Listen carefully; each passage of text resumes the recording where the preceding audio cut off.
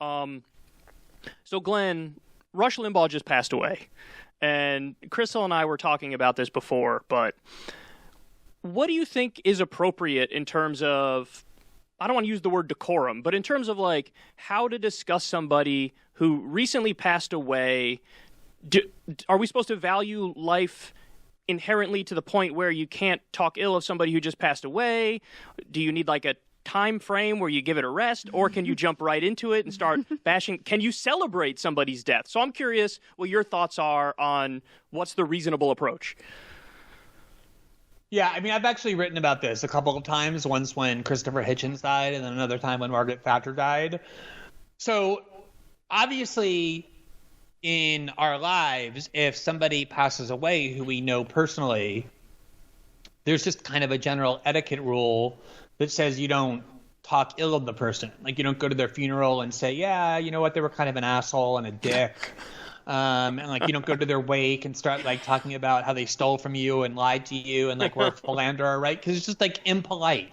Like, you're just inflicting suffering and pain on like their loved ones who are grieving. So it's a sensible rule of etiquette that when someone dies in those situations that you know personally in like the private realm, you don't speak ill of them. I think that's a completely inapplicable rule when it comes to public figures, because if the rule were for public figures who die, who are highly influential, polarizing, and controversial, like Christopher Hitchens, Margaret Thatcher, Rush Limbaugh, anybody like that, if the rule were you can't say anything about them positive or negative, you just have like a 3-day waiting period out of respect for their family or whatever, I would disagree with that rule, but I could at least live with it. You know, I would say, okay, I understand the impulse. The problem is it's completely permissible, in fact, obligatory, to heap praise on those people.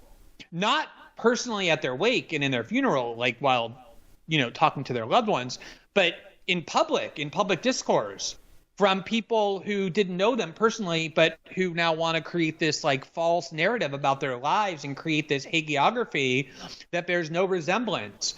And if you're going to allow very positive things to be said about polarizing people, you have to allow negative things to be said about them as well. The reason why we're talking about Rush Limbaugh's death, even though we don't know him personally, is because he was a significant influence on the body politic. And how he's discussed in the aftermath of his death plays a big role in how he's remembered. I remember when Ronald Reagan died. I don't know how much you guys remember of that week, but it was like the most like over-the-top operatic melodrama. They followed that fucking coffin around like it was a mouse chasing cheese, like from place to place to place to place. And it went on for like days. It went on for a fucking week. And this is like somebody who was extremely controversial. Ronald Reagan was like a far-right conservative.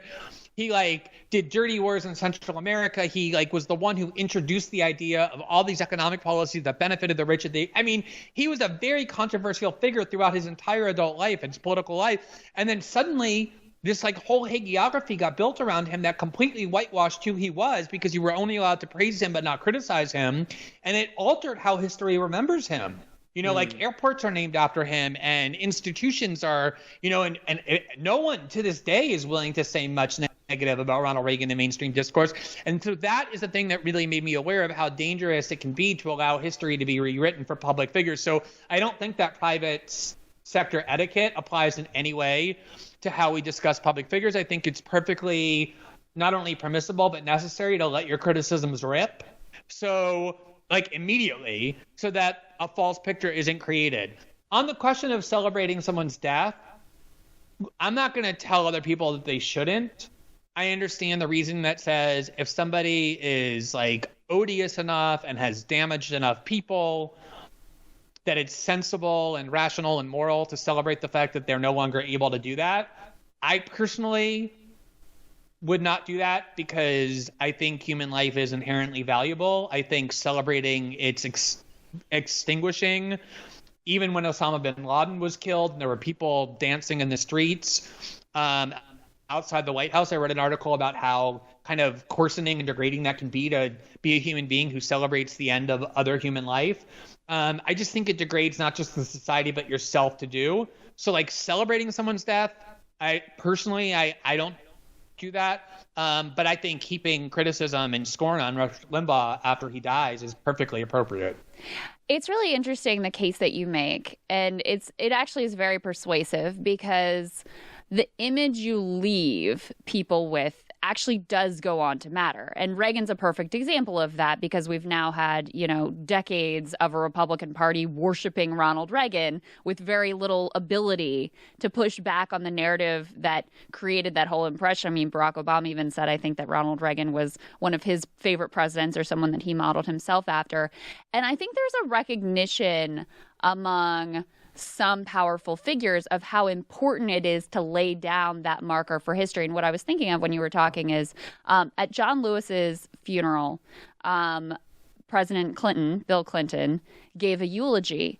And one of the things that he made a point of saying and sort of laying down the historical narrative was that John Lewis was the good side of the civil rights movement, and he pushed aside some of the more radical elements like the Stokely Carmichaels. And he made that point explicitly as an attempt to sort of shape the history and the way that this individual would ultimately be remembered.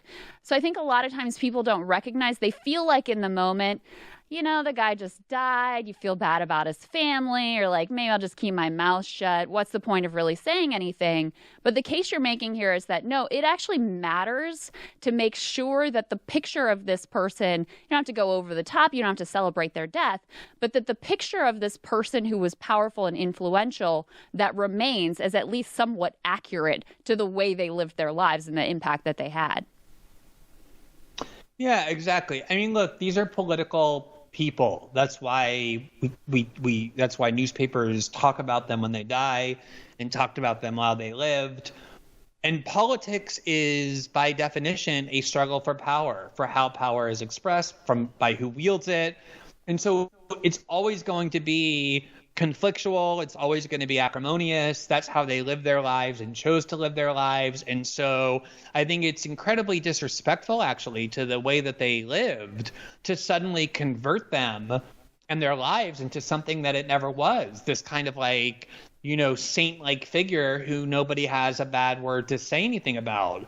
I would feel really creepy if, when I die, presuming that I'm able to perceive it, that the people I know who have spent the entire time that I was living hating me suddenly now pretend to have respected me and think that I'm a good person. I think that when someone dies, and again, I'm drawing the private-public distinction here. I think if I went to Rush Limbaugh's funeral, I would obviously just express condolences to his wife and wouldn't share all the things that I thought about Rush Limbaugh that were negative, because there's no reason to do that. But in the public sphere, I think when political people die, you have to treat them and their deaths as political, which means making sure that the discourse remains politicized and not artificial.